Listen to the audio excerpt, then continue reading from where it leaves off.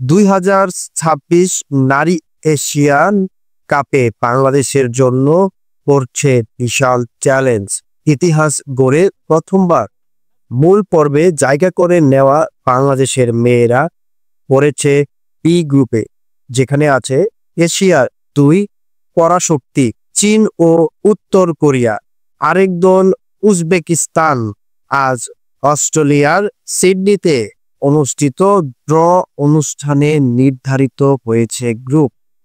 বাংলাদেশ এবার প্রথম ম্যাচেই মুখোমুখি হবে 9 বারের চ্যাম্পিয়ন চীনের সাথে। 3 মার্চ শুরু হবে। এরপর 6 মার্চ লড়বে 3 বারের চ্যাম্পিয়ন উত্তর কোরিয়ার বিপক্ষে। আর গ্রুপ পর্বের শেষ ম্যাচ 9 মার্চ উজবেকিস্তানের বিপক্ষে। এই আসরটি অনুষ্ঠিত হবে 2026 সালের 1 থেকে 21 মার্চ পর্যন্ত অস্ট্রেলিয়ার 5টি ভেন্যুতে। 12 দল 3টি গ্রুপে ভাগ হয়ে খেলবে। কোয়ার্টার ফাইনালে যাবে সেরা 8 দল। গ্রুপ সেরা 6 দলের সঙ্গে 2টি তৃতীয় স্থানধারী দল।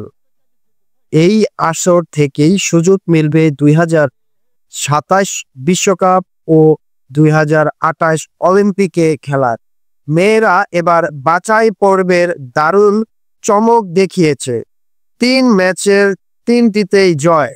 7-0 গোলে হারায় বাহরাইনকে, 2-1 গোলে হারায় মিয়ানমারকে আর 7-0-তে উড়িয়ে দেয় তুর্কমেনিস্তানকে। বাংলাদেশের নারী ফুটবল দল এবার ইতিহাস গড়েছে। সামনে আরো কঠিন পরীক্ষা। দেখা যাক চ্যাম্পিয়নদের সঙ্গে কেমন লড়াই করে মেয়েরা। সতর্ক চোখ রাখুন নারী এশিয়া কাপের প্রতিটি আপডেটে। এটাই ছিল প্রাইম নিউজ এক্সপ্রেস থেকে আজকের খেলা জগতের খবর।